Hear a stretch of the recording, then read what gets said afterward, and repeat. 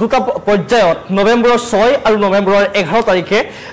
বিহাৰত অনুষ্ঠিত হ'ব ভোটগ্ৰহণ আৰু 14 নৱেম্বৰত ঘোষণা হ'ব তাৰ ফলাফল। এইভাবে এই 2025 বৰ্ষৰ একমাত্ৰ শেষৰখন ৰাজ্য আৰু এই শেষৰটো বিধানসভা নিৰ্বাচন এখন ৰাজ্যৰ বাবে এয়া হৈছে বিহাৰ আৰু বিহাৰত খুব আগ্ৰাসী ধৰণে আসলে শাসক আৰু বিৰোধী হেয়া এফালে কংগ্ৰেছ আৰজেডিৰ যি মিত্ৰ অৰ্থাৎ শাসক বিৰোধী পক্ষ আনফালে এনডিএ এই দুই শক্তিৰ মাজত ব্যাপকভাৱে সৰ্বশক্তি প্ৰয়োগ কৰিছে লগে বিহাৰ দখলৰ বাবে সমান্তৰালকৈ তাত যি প্ৰশান্ত কিশোৰ যিটো জনসুৰাজ পাৰ্টি এই জনসুৰাজ পাৰ্টি বা তৃতীয় এটা সৰ্ববৃহৎ শক্তি হিচাপে তাত ক্ৰিয়া কৰিছে বা তেওঁলোকে আগ্ৰাসী ধৰণে প্ৰচাৰত অৱতীৰ্ণ হৈছে আৰু এইকেইদিন আসলে প্ৰতিশ্ৰুতিৰ জোৱাৰ বৈছে এইখন বিহাৰত বিশেষকৈ নীতিশ কুমাৰ নেতৃত্বাধীন যিখন এনডিএৰ বৰ্তমান শাসনাধীন হৈ থকা চৰকাৰ এই এনডিএৰ চৰকাৰৰ ওপৰাই তাত যিকোনো প্ৰকাৰে আৰজেডি কংগ্ৰেছ বা বাও শক্তিৰ যি মিত্ৰ এই মহাগঠবন্ধনে বিহাৰ দখলৰ বাবে কুচকাৱাজ আৰম্ভ কৰিছে আৰু তেওঁলোকে বিভিন্ন প্ৰতিশ্ৰুতি দিছে বিগত দিনকেইটাত ডাঙৰ কথাটো হৈছে যে বিহাৰৰ ৰাজনীতিৰ ক্ষেত্ৰত বিৰোধীয়ে তেওঁলোকৰ যিগৰাকী মুখ্যমন্ত্ৰী পদৰ প্ৰাৰ্থী সেই মুখ্যমন্ত্ৰীৰ ওপৰত প্ৰাৰ্থী ৰূপে ঘোষণা কৰিছে লালু প্ৰসাদ যাদৱৰ পুত্ৰ তেজস্বী যাদৱক বিৰোধী পক্ষই তেওঁলোকৰ মুখ্যমন্ত্ৰী পদৰ প্ৰাৰ্থী হিচাপে প্ৰক্ষেপ কৰিছে আৰু সমান্তৰালকৈ কিন্তু এনডিএৰ ফালৰ পৰা এটা কথাও তেওঁলোকে কোৱা নাই যে তেওঁলোকৰ যদি জয়ী হয় বা বিহাৰত তেওঁলোকে যদি একক সংখ্যাগৰিষ্ঠতা লাভ কৰে এনডিএ তেতিয়া কাক মুখ্যমন্ত্ৰী পাতে সেই কথা এতিয়ালৈকে স্পষ্ট কৰি দিয়া নাই কিন্তু কেন্দ্ৰীয় গৃহমন্ত্ৰী অমিত শ্বাহে কৈছে যে বৰ্তমান আমি নীতিশ কুমাৰৰ নেতৃত্বতে এই নিৰ্বাচন খেলিছো বা নীতিশ কুমাৰৰ নেতৃত্বতে এনডিএ নিৰ্বাচন অৱতীৰ্ণ হৈছে আৰু পৰৱৰ্তী সময়ছোৱাত জয়ী হোৱাৰ পিছত বিধায়িনী দলৰ বৈঠকত সিদ্ধান্ত ল'ব কোন হ'ব মুখ্যমন্ত্ৰী অৰ্থাৎ এফালে এনডিএৰ ফালৰ পৰা কোন মুখ্যমন্ত্ৰী হ'ব জয়ী হ'লে সেই কথা স্পষ্ট কৰি দিয়া নাই আনফালে এইবাৰ সৰ্বশক্তি প্ৰয়োগ কৰি যি মহাগঠবন্ধন এই মহাগঠবন্ধন নিৰ্বাচনী যিটো ভোটযুদ্ধ সেই ভোটযুদ্ধত নামি পৰিছে আৰু এই সমান্তৰালকৈ তেজস্বী যাদৱক মুখ্যমন্ত্ৰী পদৰ প্ৰাৰ্থী হিচাপে ঘোষণা কৰিছে এটা প্ৰশ্নটো হৈছে যে বিহাৰত এবাৰ তেজস্বী যাদৱৰ জালু চলিব নে নচলে বিশেষকৈ গোটেই মহাগঠবন্ধনক নেতৃত্ব দিছে তেজস্বী যাদৱে আৰু নীতিশ কুমাৰক প্ৰত্যাহ্বান জনাইছে যে এইবাৰ আৰু বিহাৰৰ জনতাক তেওঁ এটা আহ্বান জনাইছে যে 20 বছৰ নহয় আমাক 20 মাহ দিয়ক এই 20 মাহত বিহাৰৰ যি অৱস্থা বা বিহাৰত নিবনুৱা কৰ্মসংস্থাপনৰ কথাই হওক বা অৰ্থনৈতিক দিশৰে হওক মহিলাসকলৰ সবলীকৰণৰ ক্ষেত্ৰতে হওক আমি 20 মাহত কামবিলাক কৰি দেখুৱাম অৰ্থাৎ 2005 চনৰ পৰা বিহাৰৰ ৰাষ্ট্ৰীয় নীতিশ কুমাৰৰ যি আধিপত্য বা নীতিশ কুমাৰে যেনে ধৰণে ৰাজনৈতিক পথ পৰিৱৰ্তন ঘটাই আহিছে বিহাৰত এইবাৰ কিন্তু সেই 20 বছৰৰ পৰিক্ৰমাটোক 20 মাহৰে এটা 20 মাহৰ বাবে ভোট দিয়ক বুলি বা তেওঁলোকে সেই 20 মাহত সেই সকলোবিলাক 20 বছৰৰ কাম 20 মাহত কৰি দেখুৱাম বুলি এক প্ৰত্যাহ্বান হিচাপে থিয় কৰাইছে তেজস্বী যাদৱে আৰু তেওঁ সেইবাবে বিভিন্ন প্ৰতিশ্ৰুতি দিছে তাৰ ভিতৰত অন্যতম হৈছে নিবনুৱাৰ সংস্থাপন তেওঁ দাবী কৰিছে যে বিহাৰত যিমানবিলাক পৰিয়াল আছে প্ৰতি ঘৰ পৰিয়ালৰ এজন হলেও ব্যক্তিক বা এগৰাকী সদস্যক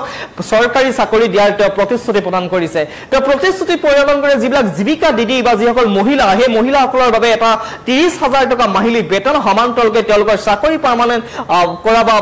অস্থায়ীকৰণৰ স্বীকৃতি তেওঁ দাবী কৰিছে বা তেওঁ প্ৰতিশ্ৰুতি প্ৰদান কৰিছে একামতে আজিৰ দিনটোত তেওঁ যিবিলাক পেঞ্চন প্ৰতিনিধি সেই পঞ্চায়ত প্ৰতিনিধিৰ বাবেও দৰমহা বৃদ্ধিৰ লগতে পেঞ্চন আৰু স্বাস্থ্য বীমাৰ কথা তেওঁ ঘোষণা কৰিছে এনে বহু প্ৰতিশ্ৰুতি আছে যি প্ৰতিশ্ৰুতিৰ দ্বাৰা তেওঁলোকে আচলতে জনতাক আকৃষ্ট কৰিবৰ বাবে বা এই জনতাক আকৃষ্ট কৰি বিহাৰ দখলৰ এক কুচকাৱাজ আৰম্ভ কৰিছে আৰু এই ক্ষেত্ৰত বৰ্তমান তেজস্বী যাদৱে এই ধৰণৰ ৰণনীতি গ্ৰহণ কৰিছে এটা ডাঙৰ কথাটো হ'ল যে তেজস্বী যাদৱে দিয়া এই প্ৰতিশ্ৰুতিৰ যি জোৱাৰ এই প্ৰতিশ্ৰুতিৰ যি বৰষুণ এই প্ৰতিশ্ৰুতিৰ জোৱাৰৰ দ্বাৰা এনডিএ অৰ্থাৎ শক্তিশালী বিজেপি এলজেপি অৰ্থাৎ লোক জনশক্তি পাৰ্টি আৰু এইফালে জেডিইউ নীতিশ কুমাৰৰ যিটো জেডিইউ আকৌ জিতন ৰাম মাঝিৰ যি হাম এই পাঁচটা দলৰ যি ৰণনীতি বা এনডিএৰ ৰণনীতি উফৰাই আচলতে বিহাৰ দখল কৰিব পাৰিবনে এই প্ৰশ্নবিলাক উত্থাপন হৈছে একে সময়তে তেওঁলোকে এটা নতুন ৰণকৌশল লৈছে আজি তেওঁলোকে এটা গুৰুত্বপূৰ্ণ মন্তব্য কৰিছে তেজস্বী যাদৱে কাটিহাৰত তেখেতে নিৰ্বাচনী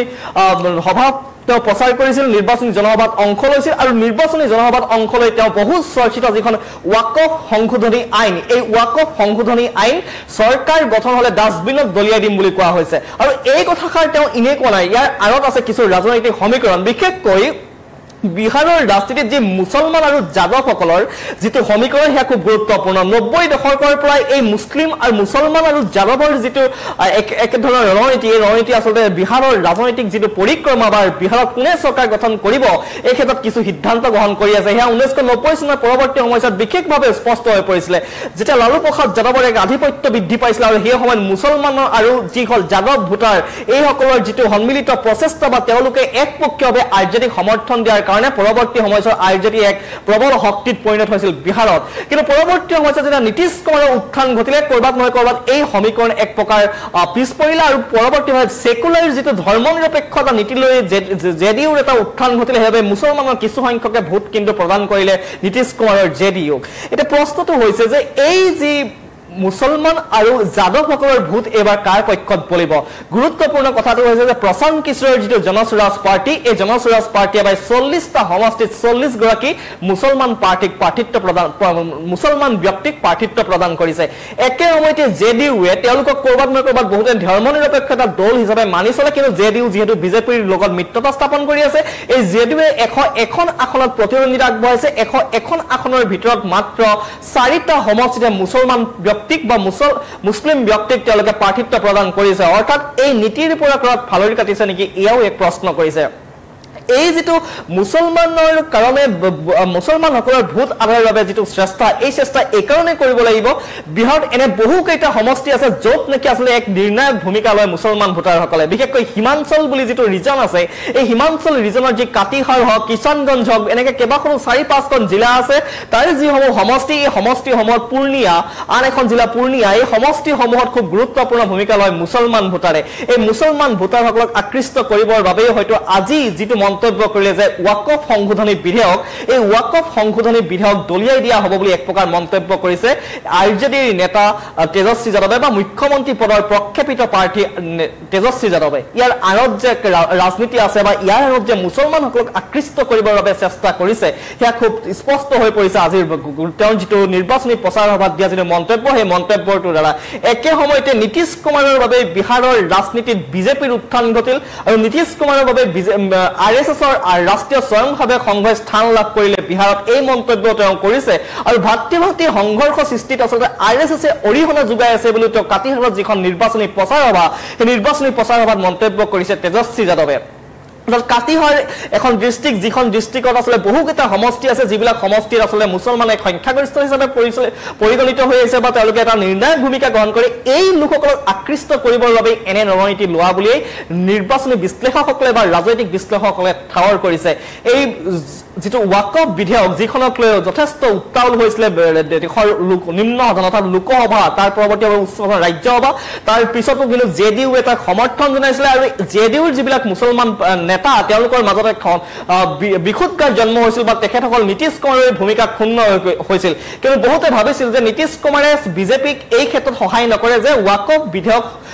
ওয়াকফ যিখন আইন সেই আইন বিধেয়কখন আচলতে সংসদত গৃহীত হোৱাৰ ক্ষেত্ৰত সহায় নকৰে বুলি বহুতে ভাবিছিল কিন্তু জেডিইউ হে কাম নকৰিলে আৰু নকৰাৰ পৰৱৰ্তী সময়ত জেডিইউৰ যিবিলাক মুছলমান নেতা সেই মুছলমান নেতাসকলৰ মাজতো আচলতে অসন্তুষ্টিৰ এটা ঢৌ দেখিবলৈ পোৱা হৈছিল তেওঁলোকে পদত্যাগ কৰিছিল পৰৱৰ্তী সময়ছোৱাত এই যেটো এই যিখন আইন সেই আইনৰ কিন্তু গুৰুত্ব খুব আচৰিত খুব বিশেষভাৱে বিৰোধিতা কৰি আহিছে এক হৈছে আপোনাৰ আৰজেডি আনটো হৈছে কংগ্ৰেছ আৰু 2024 চনৰ লোকসভা নিৰ্বাচনত যদি আমি চাওঁ যে 2024 ৰ লোকসভা নিৰ্বাচনত 2019 ৰ লোকসভাৰ তুলনাতকৈ কিন্তু এটা ভাল ফলাফল লাভ কৰিবলৈ সক্ষম হৈছিল আৰজেডি আৰু কংগ্ৰেছে সেই সময়ত তেওঁলোকে ইণ্ডিয়া বিৰোধীৰ যিটো ইণ্ডিয়া মৰ্চা সেই ইণ্ডিয়া মৰ্চা হিচাপে তেওঁলোকে নিৰ্বাচনত অৱতীৰ্ণ হৈছিল আৰু পৰৱৰ্তী সময়ত তেওঁলোকে দেখিবলৈ পোৱা গৈছিল যে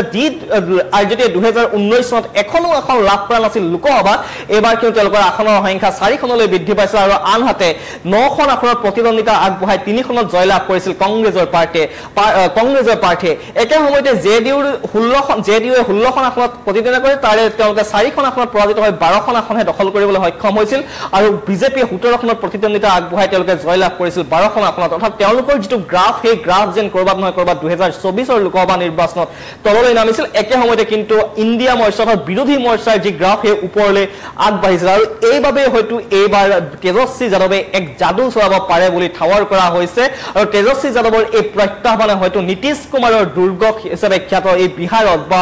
এনডিএৰ এই দুৰ্গ হিচাপে খ্যাত বিহাৰত এক প্ৰকাৰ ৰাজনৈতিক পৰিৱৰ্তন আনিব বুলি বহুতে দাবী কৰিছে কিন্তু খুব গুৰুত্বপূৰ্ণ কথাটো হৈছে যে প্ৰশান্ত কিশোৰৰ ভূমিকা কি হ'ব যে প্ৰশান্ত কিশোৰ কিং মেকাৰ হ'ব নেকি বিহাৰৰ ৰাজনীতিত ইয়া গুৰুত্বপূৰ্ণ হ'ব আৰু একে সময়তে যদি মুছলমান ভোটাৰসকলে একপক্ষীয়ভাৱে মহাগঠবন্ধনক ভোট দিয়ে তেন্তে এইবাৰ কিন্তু এনডিএৰ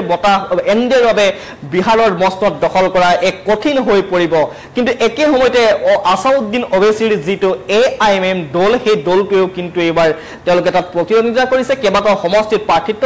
প্ৰক্ষেপ কৰিছে বিগত 2020ৰ যি বিধানসভা নিৰ্বাচনত তেওঁলোকে AIMM দলত আসাউদ্দিন ওৱেইচিৰ যিটো দল সেই দলটোৱে প্ৰায় 4খন আসনত 5খন আসনত তেওঁলোকে জয়লাভ কৰিবলৈ সক্ষম হৈছিল আৰু কৰবাত নহয় কৰবাত এই যিটো আৰজেডিৰ যিটো ফৰ্মুলা সেই আৰজেডিৰ ফৰ্মুলা তেওঁলোকে প্ৰতিহত কৰিছিল বা তেওঁলোকে এনডিএ সহায় কৰিছিল এই বিভিন্ন কথা বতৰা চৰ্চিত হৈ আহিছে কিন্তু এইবাৰ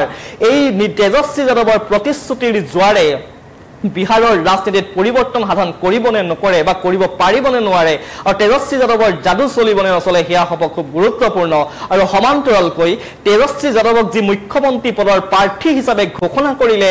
বিৰোধী পক্ষই এই মুখ্যমন্ত্ৰী পদৰ হিচাপে তেজস্বী যাদৱক প্ৰক্ষেপ কৰাৰ পিছত নীতিশ কুমাৰক গাদিচ্যুত কৰিবলৈ নকৰে সেয়া নিস্পষ্ট হ'ব 14 নৱেম্বৰত ঘোষণা হ'বলগীয়া যি নিৰ্বাচনী ফলাফল সেই নিৰ্বাচনী ফলাফলত